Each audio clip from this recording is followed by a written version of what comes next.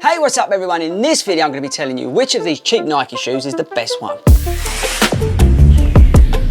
Hey, what's up everyone and welcome back to 40 Runs. Now hopefully this week you've been watching all our videos on cheap Nike running shoes. So we've got the Revolution, we've got the, what was it, the Windflow I think it was called, the Downshifter, the Run All Day. We've had some cheap Nike shoes on and I would recommend you check out each of the individual videos on them. But today we're going to be talking about the sort of cheap Nike shoes in general, which ones out of these are the best ones, and just to steer you towards maybe some of the other ones that you can get cheap now. So we better get stuck in. Right, so before we get into which one's best, let's get into some of the stats and the features and get all that out of the way on each of the shoes. So we'll start with the Downshifter, which I got for under £55 here in the UK. Now this shoe has a 10mm drop, weighs 10 ounces. It's got an updated support and cushioning. It says it's lightweight. You've got a midfoot cage which gives the support. You've got a foam midsole which delivers a responsive cushioned feel, and then you've got sort of a mesh upper on it. And then we go to the Windflow 7. So the Windflow 7 is under £75 here in the UK. This updated shoe comes in at 10 ounces. It's got a 10mm drop as well, same as the Downshifter. You've got an updated mesh design and increased foam. Don't forget you've got air zoom units in this heel, in the heel on this shoe, and the forefoot, which is providing the cushioning that you need. In terms of fit, this one fits true to size, and same with the Downshifter as well. In fact, all these shoes, I'm a 9.5 UK, and they all fit just right actually for me. So that is the Nike Windflow number 7. Next up, we've got the Revolution, the Nike Revolution. Now I got this shoe for, well, under 45 quid. This has got a foam midsole, again, nothing special. It looks like React, but it's not. Got a 10mm drop, it's 10.65 ounces. What else do they say on the Nike website? Plush lining, rubber outsole, which offers durable traction, and then you've got this lightweight knit textile wrapped upper. Yeah, this shoe again, it actually is probably the wider out of the two. Fits true to size, but it's probably the wider out of the two, out of the four. You can see actually where it's ruffling up a little bit on the upper, but yeah, this one fits true to size as well. And this one, right, so then we've got the Revolution. Now this shoe weighs 10.65 ounces, but you can get it for under £45. You've got a foam midsole. I know it looks like React, but it's not. And you've got, again, what they claim to be durable traction rubber on the outsole. It's okay, it's not brilliant. Again, very sort of React looking on the outsole, but it's not. You've got a lightweight breathable upper, and that's about it for the Revolution. And then lastly, we've got the Run All Day 2. Now this is 10.5 ounces and this shoe is under £45 if I remember rightly. You've got a mesh-ish upper, I would say, on the front. You've got some synthetic rubber which adds some support and durability to the shoe.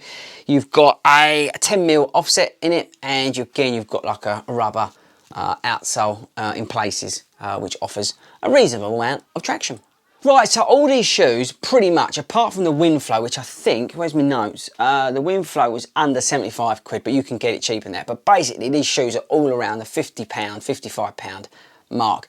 And I think it was worth doing these videos because we regularly review shoes on this channel that are over £100, and I prefer, as you know, hopefully if you're a regular around here, shoes that are under £100 or under $100. And I wanted to touch on these because, you know, we've got a Couch to 5K program at 40 Runs as an example, and those guys are just starting out on their running journeys and they're looking for shoes and they don't necessarily know what to buy, and the chances are they'll go onto the Nike website and they'll see one for 45 quid and they'll go, I wonder if that's any good. And that's why I wanted to do the videos. And I also wanted to do the videos to find out whether these shoes at that price point are any good. And you know what? Some of them actually are. Some of them aren't. The Run All Day 2, I would probably try and avoid. Yes, it's got probably the best traction out of the cheaper ones versus the Revolution, which was definitely worse in the wet than this.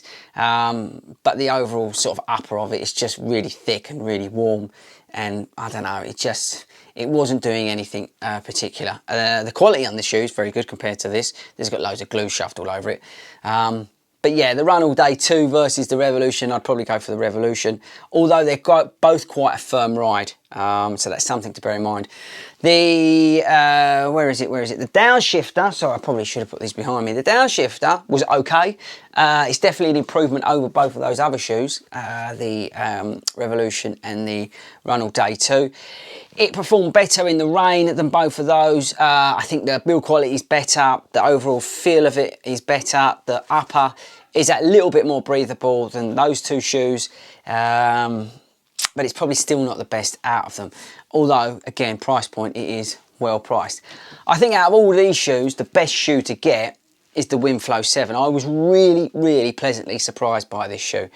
Okay, it is the most expensive, and you know, it is 75 quid on the Nike website. Whatever you do, do not pay £75 for this shoe. But if you can pick this shoe up for like £50, I think it's a bit of a bargain. Because you've got the Zoom pods in there, you've got that bit of cushioning, mixed with this foam, this EVA foam that they've got on there. It's a nice combination, and it does feel a cushioned ride, and it does feel like you can just eat up miles. It's not a particularly fast shoe. It's not a particularly engaging shoe, but what it does offer is a little bit of cushioning, a little bit of pop, you know, we're talking a little bit, and you've got a better breathable upper in this shoe versus the others. Definitely more of a lockdown in terms of the midfoot. There's enough foam around the heel to give you that little bit of comfort, and it just turns out that it's actually a relatively nice place to be for the money. So if you are looking for a cheap Nike shoe and you want one of the latest models, then have a look at the Winflow 7. If though you don't mind getting one of these sort of older models, then I would really recommend you look at the Nike Epic React. Have a look at the Nike Miler, which you can now get cheap. You can still get the Pegasus Turbo 2, totally recommend that. The Pegasus, the Nike Pegasus 36, I would recommend over the 37, but again, check out the Pegasus 36. And even, might be a bit controversial, but even the Zoom 3, if you're looking for a faster shoe, you can pick up the Zoom 3 quite cheap now. So if you're looking for more of a racier shoe, that's actually got a carbon plate in it, so that could be something for you. I wouldn't recommend it for you beginners out there, I really wouldn't.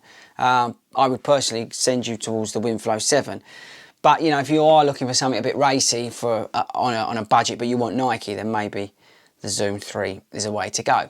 So I hope that was useful for you. I really wanted to do this video and talk about some of the cheaper Nike shoes out there. I was intrigued, and as I said, I see the guys coming to the Couch to 5K program. They're rocking up with their Nike shoes that they probably bought on, you know, Sports Direct for cheap because it's their first pair of running shoes and this and that.